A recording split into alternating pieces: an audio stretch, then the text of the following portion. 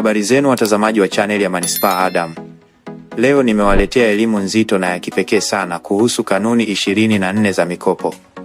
Tunapozungumzia mikopo, tunazungumzia maisha, tunazungumzia ofisi na tunazungumzia usalama wa familia yako. Watu wengi wamepoteza kila kitu kwa sababu ya kukosa maarifa haya muhimu. Kabla hatujaanza, naomba uguse kitufe cha subscribe na uweke alama ya kengele ili usipitwe na mwendelezo wa masomo haya ya ujenzi wa ofisi imara. Pia, naomba ubonyeze like ili video hii iwafikie wengi zaidi wanaohitaji maarifa haya, na acha comment hapo chini uniambie kwa nini unahitaji elimu hii, kwani maoni yenu yanatupa nguvu ya kuendelea kuleta elimu bora kila siku. Leo nimeandaa kanuni 24 ambazo zitaweka kila kitu sawa. Sikiliza kwa umakini mkubwa. Usikose hata sentensi moja, kwa sababu hapa ndipo penye siri ya mafanikio yako. 1. Epuka kabisa kutumia mkopo kama dawa ya kuzibia hasara, kwa sababu unapofanya hivyo, unajiongezea mzigo mkubwa wa riba na unazidi kuzama kwenye dimbwi la madeni bila msingi wowote wa kukuokoa. Kumbuka, hasara inatibiwa kwa kubadili mfumo wa uzalishaji, sio kwa kuongeza deni. 2. Tenga fedha za ofisi na fedha za nyumbani bila kuchelewa hata kidogo, kwa maana ukichanganya fedha hizi, unapoteza mwelekeo wa kujua kama ofisi yako inazalisha faida au inakufa kifo cha mende. Ofisi inayoliwa na mahitaji ya nyumbani ni ofisi inayokwenda kufa haraka. 3. Kopa kwa ajili ya uzalishaji pekee, na kamwe usiruhusu tamaa zikupeleke kukopa kwa ajili ya starehe au kununua vitu vya fahari ambavyo havina tija yoyote kwenye ofisi yako. Kumbuka kuwa perfume au nguo mpya hazitalipa mkopo, bali vifaa vya kazi na malighafi ndivyo vinavyozalisha faida. 4. Pima kwa umakini mkubwa riba dhidi ya faida ya ofisi yako. Hakikisha faida unayotarajia kuipata ni kubwa mara 3 ya riba ya mkopo, ili usije ukawa mtumwa wa taasisi za kifedha ambazo hazijali kama ofisi yako inafanya kazi au imesimama. 5. Jenga msingi imara wa ofisi kwanza. Mkopo uje tu kama mafuta ya kuongeza kasi kwenye ofisi iliyoanza vizuri, na sio mtaji wa kuanzia mambo yako. Ofisi isiyo na msingi wa mtaji wa ndani ni rahisi kuporomoka upepo wa kwanza utakapovuma. 6. Jenga akiba ya kinga ya kutosha kabla ya kukopa, ili uwe na usalama wa kifedha wakati mzunguko unaposuasua na mambo yanapokwenda tofauti na ulivyopanga. Akiba ndiyo inayokulinda usikimbilie mikopo ya dharura ya watu wasiofaa. 7. Uwe na mpango mbadala madhubuti wa kulipa mkopo soko likianguka ghafla, ili usipate mshtuko mkubwa wa kifedha utakao kuvunja moyo na kuifunga ofisi yako. 8. Soma kila kipengele cha mkataba kwa umakini mkubwa, ili uelewe wazi riba, dhamana na adhabu kali za kuchelewa malipo kabla hujasaini chochote kile. Mikataba mingi ina mitego ya kisheria ambayo inaweza kutaifisha mali zako zote kwa kosa dogo tu. 9.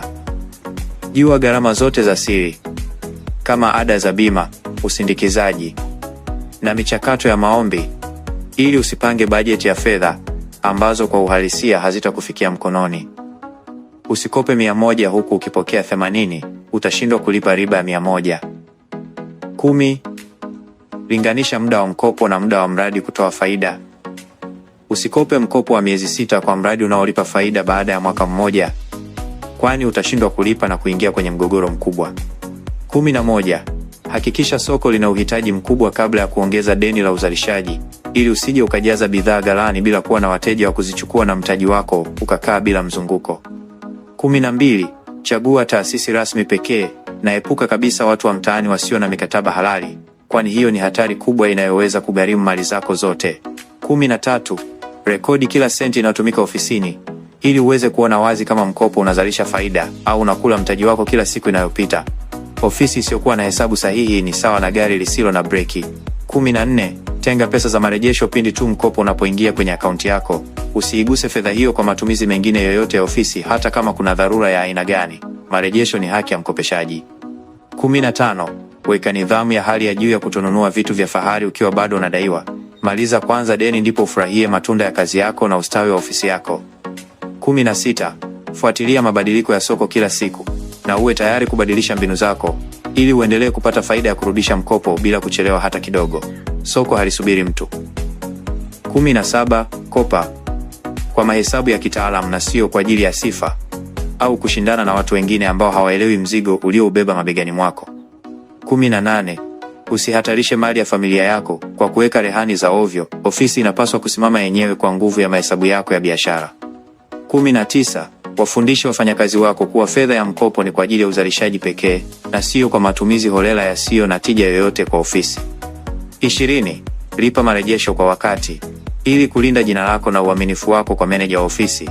Hii itakufungulia milango mikubwa zaidi ya mikopo ya kukuza ofisi yako baadaye. 21. Jifunze kwa wale waliofanikiwa jinsi walivyotumia mikopo yao na uige mifano hiyo bora ya uongozi na utunzaji wa rasilimali. 22. Usione haya kusema hapana kwa mikopo yenye masharti magumu hata kama una shida ya haraka ya fedha wakati huo, kwani uamuzi wa haraka ni chanzo cha majuto ya muda mrefu. 23. Kama mradi umeingia kwenye matatizo makubwa na hauna matumaini, ni bora kufunga ofisi mapema ili uokoe ulivyobakiwa navyo badala ya kuzama zaidi kwenye dimbwi la madeni na kupoteza kila kitu. 24. Sali na omba mwongozo wa hekima katika kila maamuzi yako ya kifedha ili uwe na utulivu wa akili na maamuzi sahihi zaidi yanayokujengea msingi imara. Tunapofika mwisho wa kanuni hizi, nataka utambue kuwa mkopo sio njia ya mkato ya kuelekea kwenye utajiri, bali ni daraja. Na kama daraja lolote, lazima liwe imara. Unapoondoka hapa, chukua muda wako kutafakari.